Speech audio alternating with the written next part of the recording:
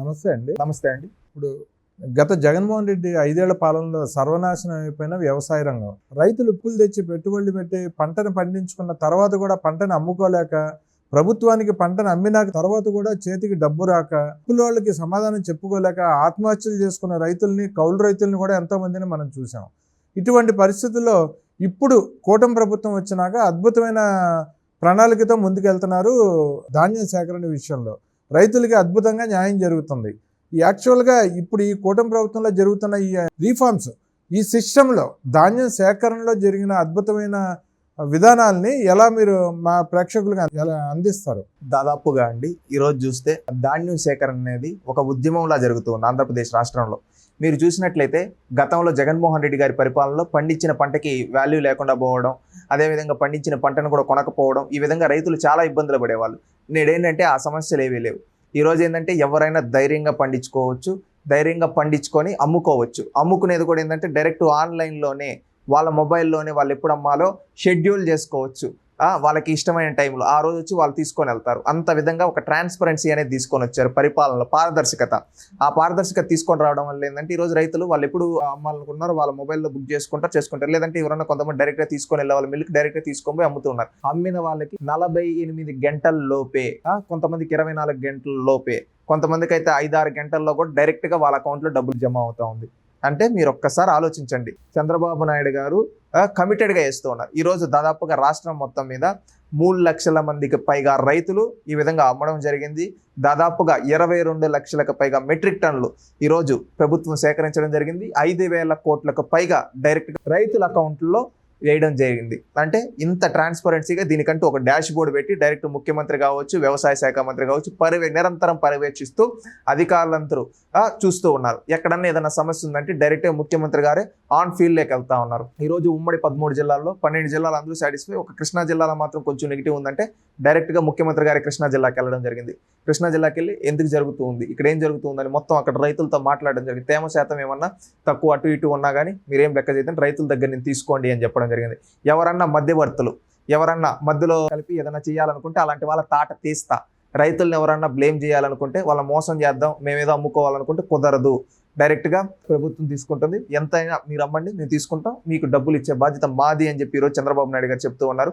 మొన్న వెళ్ళినప్పుడు కూడా చూశారు, ఇక్కడ ఎక్కడన్నా ఎవడన్నా స్మగ్లింగ్ చేయాలి, ఇంకేమన్నా చేయాలి, రైతుల దగ్గర నేను ఇంత తీసుకొని ఇక్కడ ప్రభుత్వానికి ఇంత అమ్ముతా అంటే కుదరదు. డైరెక్ట్గా స్మగ్లింగ్ అనే మాట నాకు వినబడకూడదు, వింటే ఆ రోజే నీకు చివరి రోజు అని చెప్పి చెప్పడం జరిగింది. ఎవరన్నా అధికారులు రైతులను ఇబ్బంది పెట్టినా కానీ అది కూడా నేను హెచ్చరించాను. రైతులకు న్యాయం చేసే ప్రభుత్వం ఈ ప్రభుత్వం, రైతులకు అందరికీ అండగా ఉంటాం. మీరు ప్రతి ఒక్కరి దగ్గర తీసుకోండి, ఇంకా కుదిరితే 24 గంటలకి లోపే మేము డబ్బులు వేసేదానికి కూడా ప్రయత్నిస్తామని ఈరోజు చంద్రబాబు నాయుడు గారు క్లారిటీగా చెప్పడం జరిగింది. ఒకరోజు ముందుగానే, అంటే మీరు బుక్ చేసుకున్న వెంటనే, ఇంత వచ్చిన వెంటనే మీకు డబ్బులు ఇవ్వడానికి కూడా మేము ప్రయత్నిస్తామని చెప్పి, దానికి కూడా మేము ఆలోచిస్తున్నామని చెప్పి చంద్రబాబు నాయుడు గారు చెప్పడం జరిగింది. అంటే ఇంత కమిటెడ్గా రైతుల కోసం చేసే ముఖ్యమంత్రి ఇంకొకరు ఉండరంటే ఏమాత్రం అతిశయోక్తి లేదు. డైరెక్ట్గా రైతుల కోసం పనిచేస్తూ ఉన్నారు. ఈరోజు ఇదంతా ఒక డాష్ బోర్డు. మీరు చూస్తే ఆ డాష్ బోర్డులోకి వెళ్తే నిమిషానికి ఎంతెంత ఎక్కడెక్కడ వచ్చింది మొత్తం క్లారిటీ, ఏ జిల్లాల నుంచి ఎంత వచ్చింది, ఎక్కడెక్కడ ఏ మిల్కి ఎంత వచ్చింది మొత్తం డేటా ఉంది. గత వారం క్రితం జగన్మోహన్ రెడ్డి ఏదో రైతులకి ఈ విధంగా జరుగుతుందని చెప్పి ఒక ఫేక్ ధర్నా చేశాడు. ఆ ఫేక్ ధర్నా చేసినప్పుడు కొన్ని వాళ్ళ అఫిషియల్ పేజ్లో కొన్ని పెట్టారు. తీరా చూస్తే అవి కూడా విషపరాతలు. వాళ్ళు ఎవరైతే పెట్టారో వాళ్ళ అకౌంట్లో కూడా డబ్బులు పడడం జరిగింది. ప్రతి ఒక్కరికి న్యాయం చేయడం జరిగింది. ఈరోజు ఏంటంటే మంచి జరుగుతూ ఉంటే చూసి ఓరవలేక జగన్మోహన్ రెడ్డి విష ప్రచారాలు చేస్తూ ఏంటంటే వాళ్ళ ఉనికి కోసం ఉత్తుత్తి ధర్నాలు చేస్తూ ఉన్నారు. గుర్తుపెట్టుకోండి, ఎందుకంటే గతంలో రైతులను ఇబ్బంది పెట్టింది జగన్మోహన్ రెడ్డి. గతంలో ధాన్యం కనీసం అవి గోతాలు ఉంటాయి కదండి, ఆ గోతాలు కూడా ఇవ్వలేదు. గోదావరి జిల్లాలో, కృష్ణా జిల్లాలో అప్పుడు వరదలు వచ్చి టార్పాలిన్ కవర్స్ కూడా ఇవ్వలేదు. ఆ రోజు చంద్రబాబు నాయుడు గారు డైరెక్ట్గా అక్కడికి వెళ్ళి వాళ్ళకు ధైర్యాన్ని ఇచ్చి ఈ విధంగా ఇవ్వాలంటే అప్పుడు కూడా వాళ్ళు ప్రభుత్వం కనీసం కలనం లేదు ఆనాడు. కానీ ఈరోజు చంద్రబాబు నాయుడు గారు డైరెక్ట్గా ఫీల్ అయ్యింది, ఎవరైనా తీసుకోండి, మీకు ఏం కావాలన్నీ ముందుగానే ఆయన చూపిస్తూ ఈ విధంగా మీకు అన్ని విధాలు అండగా ఉంటామని చెప్పి చెప్పడం జరిగింది. ఇంత గొప్ప నాయకుడు ఇంకొకరి దగ్గర ఎక్కడ ఉంటారా? మీరు ఆలోచించండి. అంటే రైతుల పక్షపాతి, రైతుల కోసం నిరంతరం ఆలోచించే వ్యక్తి, రైతుల కష్టం అంటే అర సెకండ్ కూడా ఆలోచించకుండా దానికి పరిష్కారం చూపే వ్యక్తి చంద్రబాబు నాయుడు గారు. ఎందుకంటే ఇంత అద్భుతంగా ప్రతి ఒక్కటి ఒక పారదర్శకమైన పరిపాలన చేస్తున్నాడు. ప్రభుత్వాన్ని మన చేతుల్లోకి తీసుకొని వచ్చాడు. మనకేం ఇక్కడ మీరు చూస్తే అండి, ప్యాడీ ప్రొక్యూర్మెంట్లో నువ్వు ప్యాడీ పండించిన ఎంతకు అమ్మాలి, ఏ రోజు అమ్మాలి, నువ్వు షెడ్యూల్ చేసుకోవచ్చు నీ వాట్సాప్ ద్వారా. చేసుకున్న వెంటనే వాళ్ళు వచ్చి తీసుకొని వెళ్తారు. తీసుకొని వెళ్ళిన తర్వాత డబ్బులు డైరెక్ట్ నీ అకౌంట్లో, బ్యాంక్ అకౌంట్లో పడి నీకు మెసేజ్ వస్తుంది. డైరెక్ట్గా నువ్వు ఇక్కడి నుంచే కూర్చొని నీ గూగుల్ పేలోనో, ఫోన్పేలోనో నువ్వు ఎవరెవరికి వాళ్ళ షాపుల వాళ్ళకి ఇచ్చుకోవచ్చు. అంటే చూడండి, మన చేతిలోకి తీసుకొని వచ్చాడు పరిపాలనని, పారదర్శకంగా తీసుకొని వచ్చాడు. ఇక్కడ ఎవరైనా తప్పు చేస్తే మన మధ్యలో ఎవరైనా మధ్యవర్తులు లాంటి తప్పు చేస్తే వాళ్ళ తాట తీస్తా ఉన్నాడు. ఇంత విధంగా ఇంత ధైర్యంగా ప్రజలందరికీ ఒక ధైర్యాన్ని, ఒక భరోసాని ఇస్తూ ఉన్నాడు. ఈరోజు రైతులందరూ ఆనందంగా ఉన్నారు. సంక్రాంతి ముందుగానే వచ్చింది ఈ సంవత్సరం.